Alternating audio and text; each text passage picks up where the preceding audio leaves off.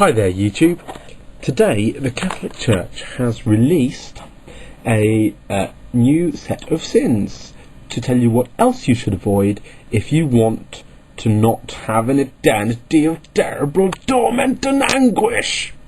Basically, the link is up there, but these sins are environmental pollution, genetic manipulation, accumulating excessive wealth, inflicting poverty, drug trafficking and consumption, morally debatable experiments, and this is the best one, violation of fundamental rights of human nature. Now, I don't know about you, but I've broken some of these already. The drug trafficking and consumption, is beer a drug? Yeah, probably. See, environmental pollution. Have you ever driven a car? Have you ever been in a car? They're pretty environmentally polluting. I'm not saying that environmental pollution is a good thing, just that making it a sin for those people who believe is just a little bit harsh. Drug trafficking and consumption I've already mentioned. Genetic manipulation, I actually did that today. I'm a biosciences student. Oops. I suppose for many people that's already a morally debatable experiment, but you can't ban something for being morally debatable. You can ban something for being immoral, but just because you're not sure, or some people think it's immoral and some people don't, doesn't really qualify as a grounds to not let any scientist do it.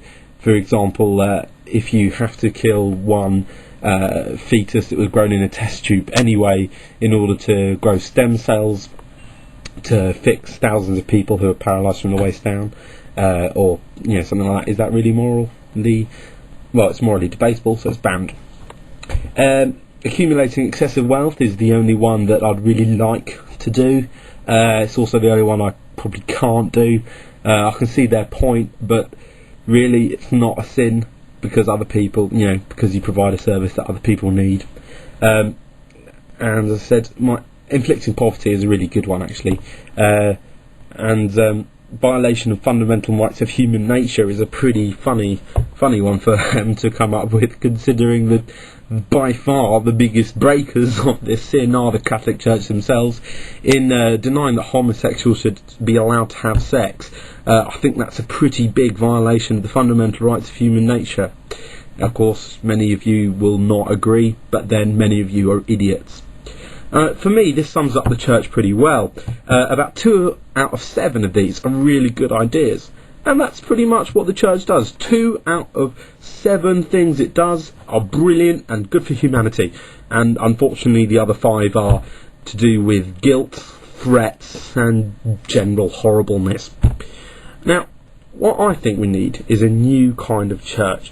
There are thousands of people in Britain, I'm certain alone, who would love to have some kind of unifying theory behind their existence that has just a hint of mysticism, just a hint of fact, and really affects their lives hardly at all. The benefit to this is that you mop up any sort of pseudo-agnostic or somebody who has no religion question brought up in their lives as a young stage. You get to, and the advantage for atheists is there's no God to believe in if you can come up with the right sort of religion, but you also have an organisation, so you can push, well, I say this will do a lot of other bad religions do, which is push your ideas on other people, only this time we are the ones with the ideas. Now, another problem with this, you can't just start a religion. Oh yes, no guilt and no threats.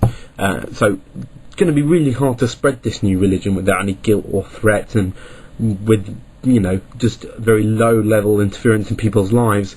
But wait a minute, there is a body of belief which unifies everyone and has almost no impact on people's lives, and as a benefit we know it's not true.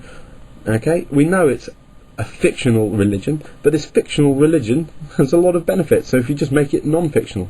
Also, I know for a fact that thousands upon thousands of people will endorse and associate with this religion. So what am I talking about? I am talking about Jediism. Okay? So, Jediism is already, just as a joke, the third biggest religion in the UK. Sorry, it might be four. Well, whatever. It's up there. There are more Jedis in Britain than Buddhists, Hindus, and Jews put together.